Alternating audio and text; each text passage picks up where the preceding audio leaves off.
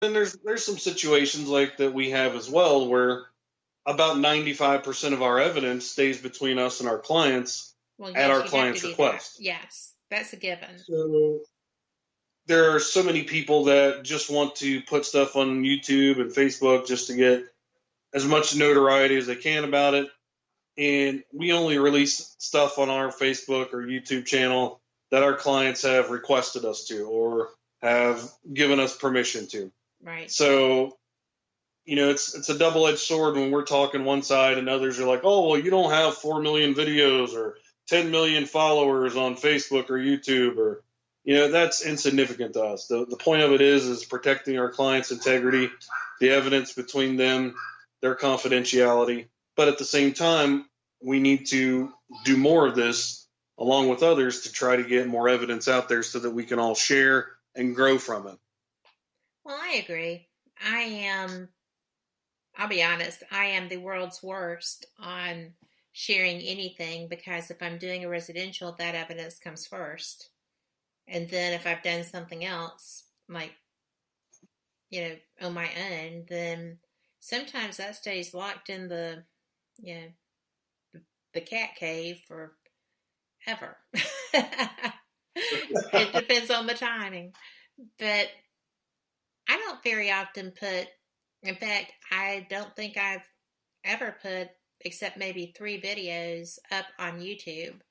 One of them I mistakenly marked private because it was my first time doing that and I can't even see it. So I'm not sure what to do about that, but it's a learning curve. And that was like 4 years ago.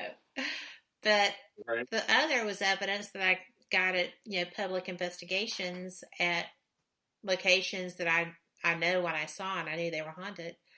But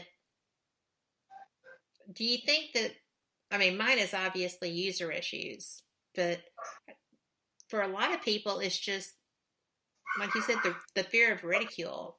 We need to be more supportive. How do you propose getting to that point? And I'm going to interrupt myself here and say that we've got about 2 minutes until our break, but I am interested. We can always come back to it if we need to, but how do you propose getting people to cross that bridge or take that step? Well, we certainly do our best, and, it falls back to something that a young lady is actually just brought up to me who's listening to the program right now. And she brought up that, unfortunately, most of the time, when it comes to science and religion, so many people see them as verse each other. And I think that has to do with what you're saying as well, because, they either feel shamed by one or because the other won't explain it, so that they won't share. Because that concept of shame is a vicious thing. But just understanding that whichever side of it you believe, there's no shame in having your belief system. Everybody can get on Facebook and talk about their belief system, but when it comes to personal experiences being one-on-one, it seems different. It's a different emotional connection. Yes. And if we just realize that it's just all about, I could state it, I could overstate it and say it's about like pro-social behavior and things, but really it just comes down to wanting true conversation, being open and honest when it's time to have said conversation. There are plenty of things that we can talk about that don't make any sense. It doesn't mean we shouldn't be able to talk about them. You're right. Openly, passionately. And, it wasn't all that long ago that there was things that are now scientific methodology that people were, I'll sound really bad when I say this, people were burned at the stake for figuring things out once upon a day. Yes, they were. And we're going to come back to that because we are time for our first break, and we'll be back in about 3 minutes.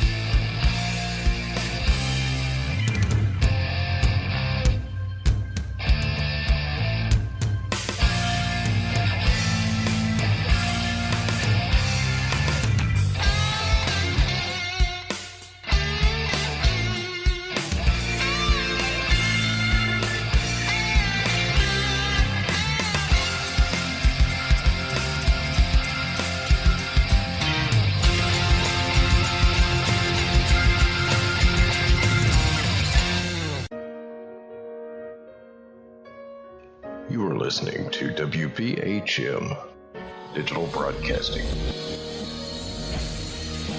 the best in paranormal talk radio.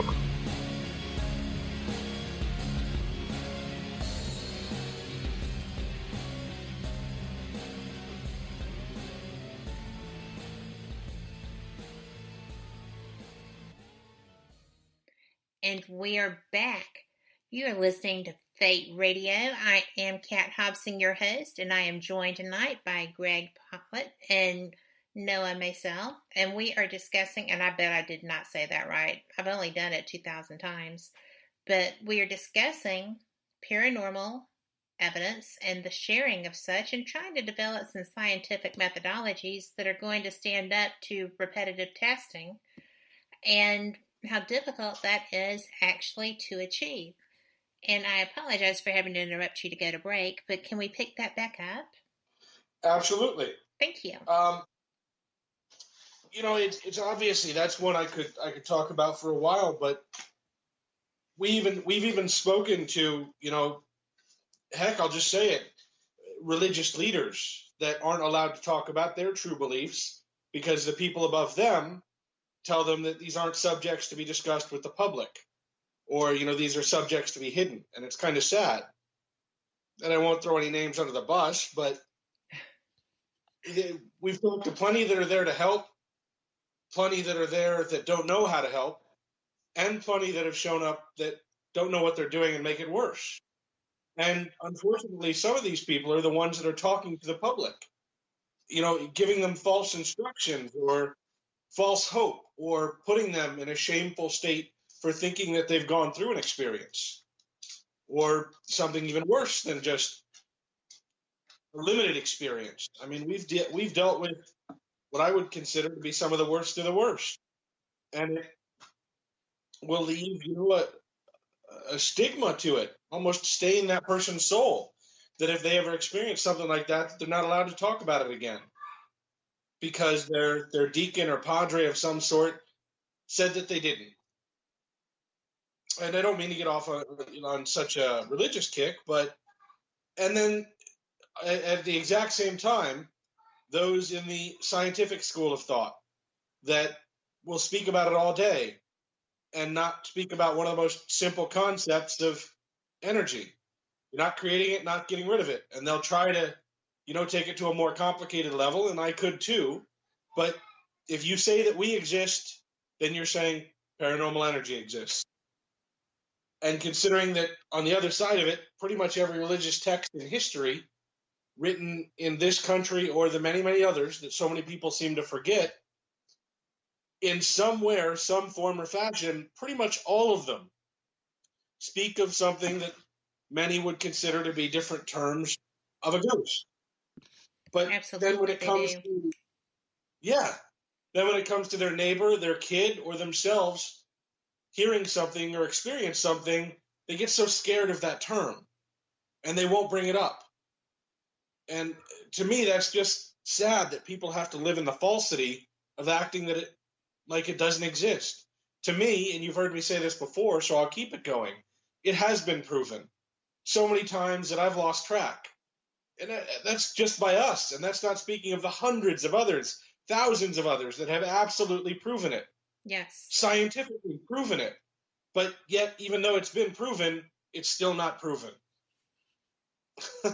Pseudoscience, as it were. They'll call it pseudoscience when, many, many years ago, many things that were not pseudoscience would be called that. And I think we're sort of stuck in that when it comes to this. It has been. Scientific methodology has been done. All steps. The proof has been done. But yet we still aren't allowed to say it. Or if I say what I just said, I can't back it up, even though I can and have. Yes. And that's what's so frustrating, because when someone close to me was passing, we had a conversation in which I said, if there's any way, you know what I do, that you could just let me know you're okay. And they did. And it was in an astounding short period of time, because I've always thought that there was like a processing center or something where you would have to go and get approval, I guess, to communicate with the living, but it was within hours after crossing. So that was a shock. And yet people just kind of mock that, especially people who are like, scientists. It just is so frustrating. Yeah, mainstream science wants it to be a repetition or created in a sterile environment. And unfortunately, Casper, the friendly and unfriendly ghost, do not operate on a light switch. So for us ever to understand what measurements, what ingredients for that perfect storm, that perfect tornado that we can't even predict that's going to happen yet, but to get the right ingredients to where a spirit of a person or an entity that's never been on this earth to be repeatedly communicated with over and over and over in a sterile environment based on scientific standards is impossible when Group A, Group B, Group C, and all the way through Z are doing the same thing but different things, and there's no standardization to experiment from on. So it's horrible that we're at that point, but I mean, that's where it has to go. Well, it has to go to journaling.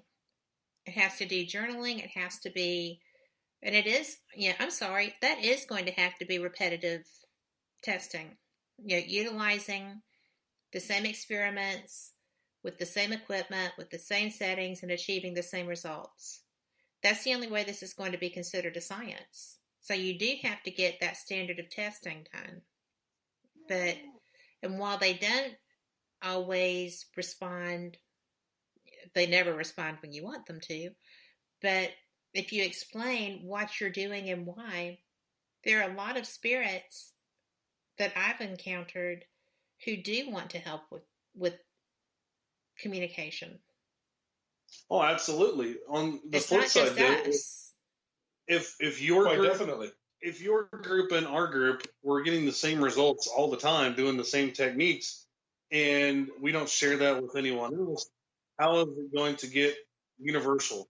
How are we going to get more results to where we can not only the field aspect, but to prove the field in a scientific method, but also to be able to prove it 100% to everybody that has doubt about it. In chat, we have Brenda, who said that things that are created in a sterile environment die, but this is not necessarily a sterile environment. This isn't a sterile science, okay? Because this does not happen in laboratories. This